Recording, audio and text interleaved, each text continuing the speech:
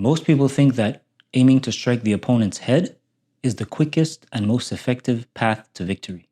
In this video, we'll talk about why it isn't, why the opposite might be true, especially in Chisao range, and what to do instead.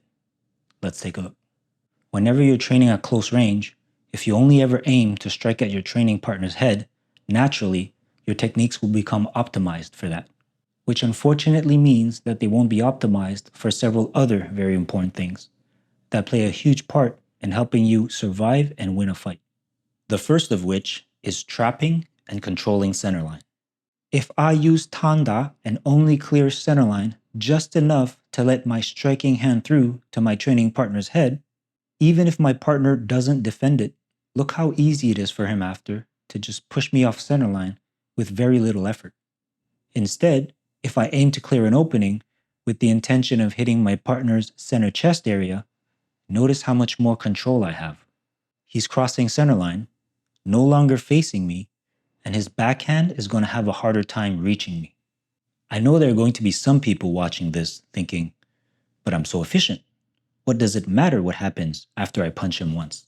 He'll be knocked out, so my position after the punch doesn't matter. Well, if you have that much confidence in your striking power, you should drop everything you're doing immediately and become a professional fighter. Because in the entire history of professional combat sports, the percentage of fighters who have won a fight after throwing a total of one punch is extremely low. The second important characteristic of a well-executed Wing Chun technique is that it not only sets up the initial strike, but also a secondary follow-up strike. Some of you may know this as fan sao. Using lapta as an example, if I only clear centerline just enough to strike my partner's head, look at how difficult it is for me to follow up with my other hand. There's no way that he's not going to feel that and defend it. On the contrary, if I clear an opening with the intention of hitting him in the sternum, notice how much easier it is now to follow up with my other hand. In a best case scenario, I can follow up with just a strike because the line is still open. Or I might have to use tsatta, or I may decide to lap again. But either way, each of these follow-up options are made possible by aiming my initial two-handed technique to the chest area.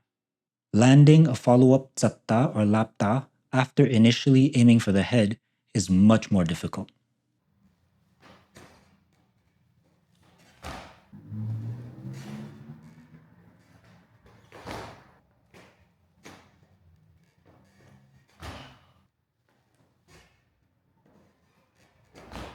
The third important characteristic of a well-executed Wing Chun technique is the ability to funnel and defend counters.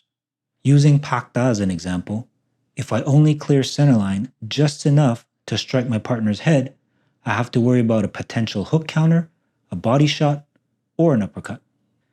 But if I clear an opening with the intention of hitting him in the chest, I'm not leaving him or myself in a good position for him to go for a body shot or an uppercut. As a matter of fact, if I do it perfectly, in that small moment in time, he's not in a position to throw any counters at all because he's trapped. And what's more is that I'm now able to fan sao, i.e. throw a follow-up strike, faster and with less effort than he can free himself from the trap, which means that I get a 2-for-1 deal. And who doesn't like a good bargain? And even if he does survive those two shots and gets his hand free, because of my position, his counter is likely going to be some type of strike to the head, which will be relatively easier to anticipate and defend. The fourth important characteristic of a well-executed Wing Chun technique is that it leaves you with the highest possible chance of defending a takedown. Balance is the first thing we learn in Silim Tao, so ensuring that our techniques don't leave us in a position where our balance could easily be compromised should be high on our priority list. So going back to tanda, if I aim to strike the opponent's head and he slips it and moves in, that's an easy one-way ticket to the ground.